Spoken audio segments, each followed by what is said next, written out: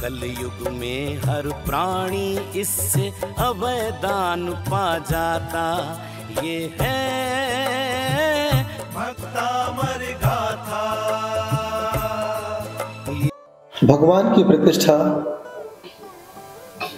एक समाज की प्रतिष्ठा है, धर्म की प्रतिष्ठा है। जब प्रतिष्ठा होती है, इस प्रतिष्ठा में चतुर्थ काल जैसा सुख देखने को मिलता है। कलयुग है, पंचम काल है, दुखमा काल है। यहाँ पर हर व्यक्ति दुखी है, दुख का एहसास करता है, दुख के साथ उठता है, दुख के साथ जीता है, दुख के साथ चलता है, दुख के साथ भोजन करता है, क्योंकि उसे कुछ न कुछ दुखता ही रहता है। दुखमा काल में दुखने के अलावा मिल क्या सकता है। लेकिन कहा जाता है जहां प्रतिष्ठा होती है, इस दुखमा काल में भी चतुर्थ काल जैसा सुख और श्रावक को प्राप्त हुआ करता है। जहां प्रतिष्ठा होती है वहां पर हमें भगवान के माता पिता को देखने का सौभाग्य मिलता है। जहां प्रतिष्ठा होती है वहां पर हमें स्वर्ग के स्वधर्मेंद्र आदि देवों को देखने का मौका मिलता है। जहाँ प्रतिष्ठा होती है वहाँ हमें लोकांतिक देव देखने का मौका मिलता है। जहाँ प्रतिष्ठा होती है वहाँ तो समोसा देखने का मौका मिलता है। जहाँ प्रतिष्ठा होती है वहाँ तीर्थंकरों को आहार दान देने का मौका मिला करता है। जहाँ प्रतिष्ठा हुआ करती है वहाँ मोक्ष पाने की कला सीखने का मौका मिला करता है। एक प्रतिष्ठा में इतना सारा सुख, गर्भ से लेकर के मोक्ष तक की सारी क्रियाएं हम पंचम काल में इन आंखों से देखा करते हैं।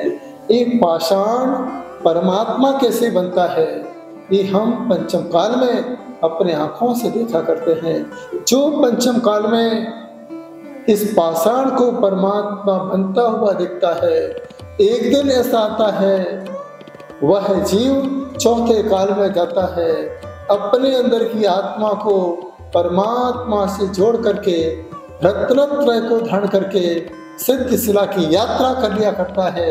उसके जीवन का बेड़ा पार हो जाया करता है। याद रखना, प्रतिष्ठा देखना चौथे काल को देखने के बराबर है। प्रतिष्ठा पूरे अंदर के भावों से देखिए।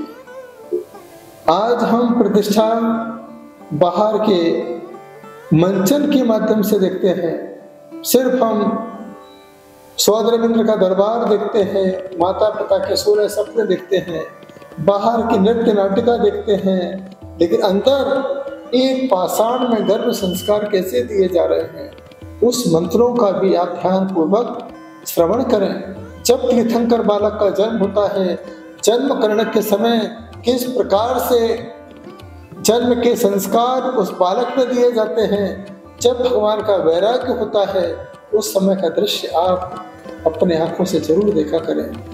मैंने देखा है जब भगवान की दीक्षा का समय होता है, संस्कार दिए जाते हैं, उस समय भोजन का भी समय हो जाता है। एक तरफ भोजन चालू हो गया और एक तरफ भगवान के दीक्षा की क्रियाएं चालू हो गई।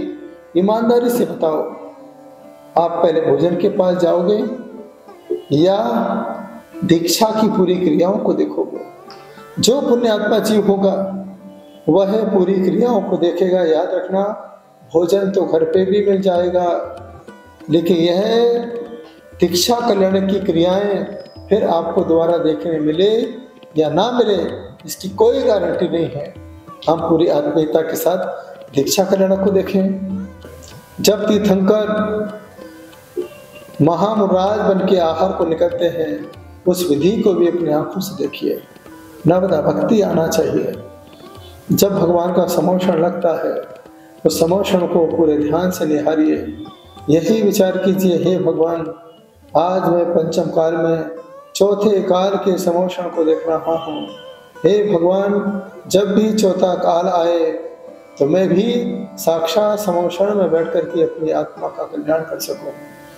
जब भगवान का निर्वाण करना हो तो सुबह सुबह जा करके आप ध्यान करें, चिंतन करें, मनन करें, यही प्रभु से प्रार्थना करें। आपने मोहों का त्याग किया, मैं भी सांसारिक मोहों का त्याग करके उस मोक्ष रूपी पद को प्राप्त कर सकूं। यह सारी विधि हर प्रतिष्ठा में हुआ करती है, लेकिन भक्तामर तीर्थ पर जो प्रतिष्ठा होने जा रही है, यह प्रतिष्ठा इस पंचम काल की जीवंत प्रतिष्ठा होने जा रही है।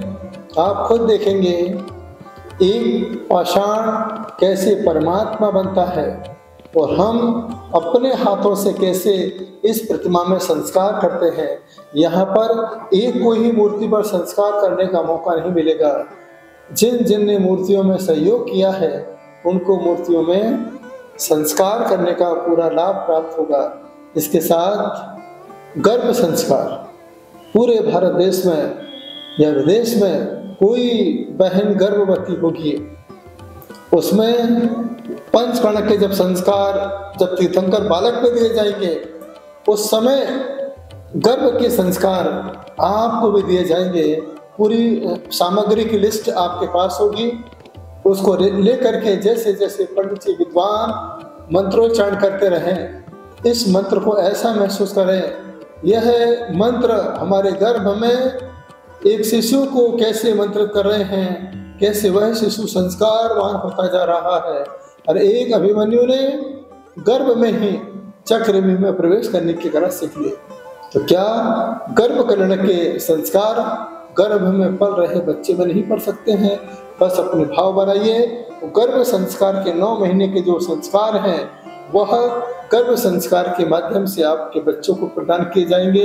ये पहली बार ऐसा इतिहास में होगा कि भक्तामर तीर्थ से गर्भवती माओं को गर्भ संस्कार प्रदान किए जाएंगे। इसका जो भी समय होगा आपको बता दिया जाएगा।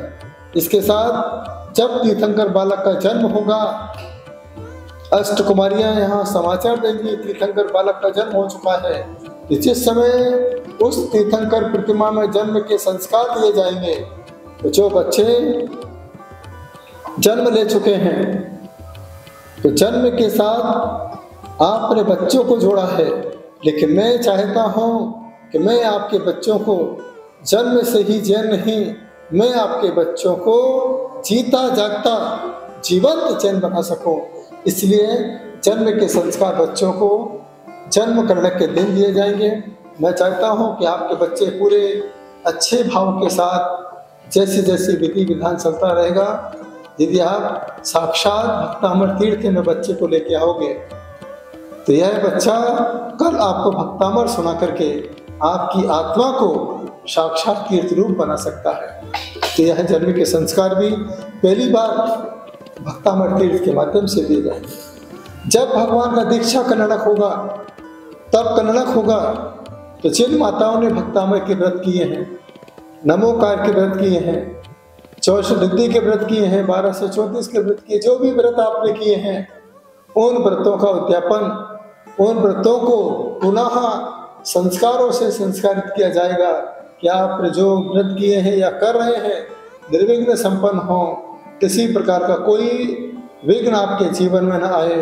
आप तपस्या करते करते तेजस्वी बने, तपस्वी बने और अपनी आत्मा का कल्याण कर सके। इस प्रकार के संस्कार तप कल्याण के माध्यम से दिए जाएंगे, दीक्षा कल्याण के माध्यम से दिए जाएंगे। जिनके अंदर दीक्षा के भाव पैदा हो, आज अपने भाव बनाइए कि मेरा जब अंतिम समय हो, मेरे हाथों में कुछ होना हो, पीछे और कमंडल होना चाहिए।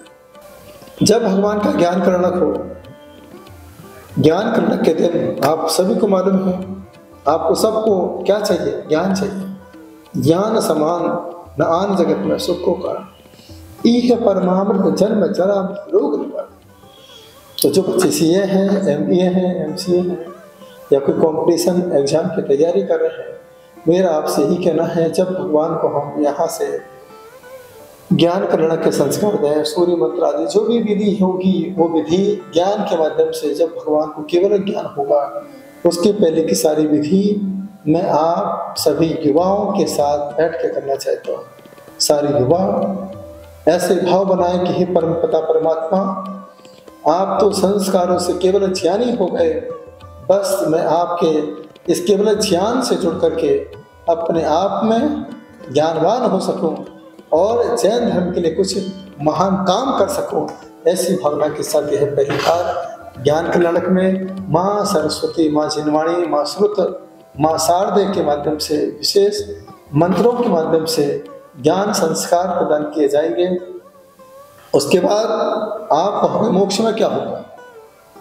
मोक्ष कल्याणक उनके लिए है जो ध्यानी है, जिनका मन ध्यान में लगता है। आत्मसूत्र में जो ज्यादा रुचि रखते हैं तो उनके लिए मोक्ष कल्याणक में ध्यान कैसे करें? Who am I? What I do? मुझे क्या करना है? मैं कौन हूँ? मेरी आत्मा परम गति की यात्रा कैसे कर सके? मेरी आत्मा के अंदर परिणामों में शुद्धि कैसे हो? मैं बाहरी विचारों से कैसे छूटूं? मैं बाहरी विकल्पों को कैसे त्याग करूं? इस प्रकार के ध्यान सूत्र आपके लिए इस मोक्ष कल्याणक में दिखाए जाएंगे। मैं चाहता हूं जो बड़े बुजुर्ग हैं, जो चाहते हैं ध्यान करना, आप आइए और पूरी आत्मीयता के साथ ध्यान सूत्र से जुड़ जाइए। तो जब भगवान को मोक्ष होगा तो आपकी आत्मा में मोक्ष जाने की वो शक्ति प्राप्त होगी। लेकिन जब चौथा काल होगा तो यह आत्मा नियम से निर्वाण सुख को प्राप्त हो सकती है। यह सारी विधि, सारी प्रक्रिया भक्तामर तीर्थ जो पूना से करीब है, सोलापुर हाईवे रोड पे है, पूना से सिर्फ 30 किलोमीटर, जो मैंने आईटी फील्ड के बच्चों के लिए तैयार किया है। बड़ा दुख होता है कि बच्चे मंदिर के आसपास पैदा होते हैं, रोज मंदिर जाते हैं, लेकिन जब पूना आ जाते हैं उन्हें तीर्थ नहीं मिलता है और छोटे छोटे मंदिरों में जाते हैं, दर्शन पूजन पाठ करके फिर अपने काम में लग जाते हैं। जो उनके जो छोटे छोटे बच्चे हैं उन पर क्या असर पड़ेगा? बस इन बच्चों को देख करके मैंने भाव बनाया, क्यों ना आईटी फील्ड के बच्चों को तीर्थ के दर्शन हो सके। बस पूना के करीब भक्तामर तीर्थ तैयार हुआ। 7 दिसंबर से 11 दिसंबर एक प्रतिष्ठा की तारीख निर्धारित हुई है। मेरी भावना है आप सभी अपने जीवन में एक बार सौधर्म मंदिर जरूर बन जाना। सबसे बड़ा पद है, संयम का सबसे बड़ा पद आचार्य पद हुआ करता है। धर्म से जुड़ा हुआ भी सबसे बड़ा पद सौधर्मेंद्र का पद हुआ करता है। मैं तो चाहता हूँ यदि तुम्हारे पास पैसा है, एक बार सौधर्मेंद्र अवश्य बन जाना। यही सौधर्मेंद्र का पद आज आपने पंचम काल में पाया है, तो कल जब चौथा काल आएगा आप चौथे काल में साक्षात सौधर्मेंद्र बन के स्वर्ग में राज्य करोगे। इतना बड़ा सुख आपको प्राप्त हो सकता है। याद रखना, यह सौधर्मेंद्र का पद एक आसान पद नहीं होता है। सारी प्रतिष्ठा में, हर क्रियाओं में सौधर्मेंद्र सबसे आगे हुआ करता है। ऐसा कहें पूरी प्रतिष्ठा सौधर्मेंद्र के द्वारा होती है। मौका मिले तो छोड़े नहीं। भगवान के माता पिता, आज तक आप इंजीनियर के माता पिता कहलाए, डॉक्टर के माता पिता कहलाए, व्यापारी के माता पिता कहलाए, सीए के माता पिता कहलाए, सीएस के माता पिता कहलाए, लेकिन जीवन में पहली बार तीर्थंकर के माता पिता कहलाने का सौभाग्य आपको प्राप्त होगा। मौका मिला है, चूकना नहीं, छोड़ना नहीं। एक बार अपने जीवन में माता पिता बनने का भाव तो पैदा करो। कुबेरेंद्र, खजाना कुबेर के पास, सब कुछ उसके पास। सौधर्मेंद्र तो आदेश देता है, लेकिन कुबेर सभी प्रकार की व्यवस्थाएं बनाता है। कुछ कहते हैं जो आज यहाँ कुबेर बन जाता है उसके पंचम काल में कभी खजाने खाली नहीं होते हैं। जब चौथे काल में वह जाता है स्वर्ग में जाकर के साक्षात कुबेरेंद्र बनता है। ईशानेंद्र ये बड़ा पद है। सनत कुमार, महेंद्रेंद्र ये पद ऐसे हैं जो सौधर्मेंद्र के साथ चला करते हैं। ब्रह्म, ब्रह्मोत्तर, लांतव, कापेश, शुक्र, महाशुक्र, सतार, सहस्रार, आनंद, प्राणत, आरण, अच्युत, इस प्रकार से है स्वर्ग के सारे पद आपको प्राप्त होंगे। आप आइए, अष्टकुमारियाँ, लोकांतरिक देव, ये सब कुछ बनने का सौभाग्य आपको प्राप्त हो रहा है। आइए एक बार पूरे मनोभाव के साथ भक्तामर तीर्थ से आप जुड़ते जाइए। इस युग का सबसे पावरफुल स्तोत्र भक्तामर स्तोत्र है, जो मैंने तीर्थ के रूप में पूना वालों को दिया है, पूना के आसपास रहने वालों को दिया है। पूना तीर्थ से जुड़े हुए सारे जो भक्त हैं उन्हें ऐसा मौका मिला है, और जिन लोगों ने मूर्तियों में दान दिया है या यहाँ पर एक ईंट में भी सहयोग किया है, मैं प्रभु से यही प्रार्थना करता हूँ, हे प्रभु आज इसने यदि हमें तीर्थ के लिए सहयोग किया है, हे प्रभु बस उनकी कीर्ति बढ़ती रहे, सुख समृद्धि उनको मिलती रहे, हर कार्य उनके पूरे होते रहे, और स्वस्थ होकर की यह प्रतिष्ठा में शामिल होकर अपनी आत्मा का कल्याण कर सकें। आइए पूरे मनोभाव के साथ भक्तामर तीर्थ प्रतिष्ठा से जुड़िए और लोगों को जोड़िए। छोटे छोटे बच्चे भी इस प्रतिष्ठा में आए। जो संस्कार मैं आपको देने वाला हूँ, आप इस संस्कार को स्वीकार कीजिए। पंचम काल में संत ही आपको संस्कार दे सकते हैं, क्योंकि संत आचरण का आशीष देते हैं, तरने का ताबीज देते हैं, बोधि समाधि का बीज देते हैं, तो जो कोई ना दे सके ऐसी वो चीज देते हैं, तो वो चीज प्रतिष्ठा में आपको प्राप्त होने वाली। मन बनाइए, लोगों को मनाइए, परिवार को मनाइए, और अपने मन की इच्छा को पूरा करने के लिए भक्तामर तीर्थ पर मुस्कुराते मुस्कुराते चले आइए। यही मेरी भावना है। आइए पूरे तरीके पूरे भावना के साथ आपको मेरा बहुत बहुत अच्छा। जैन धर्म का ग्रंथ पवित्र है ये भक्तामर गाथा। कलयुग में हर प्राणी इससे अभय दान पा जाता। जैन धर्म का ग्रंथ पवित्र है ये भक्तामर गाथा। कलयुग में हर प्राणी इससे अभय दान पा जाता। ये है भक्तामर गाथा, ये है भक्तामर गाथा।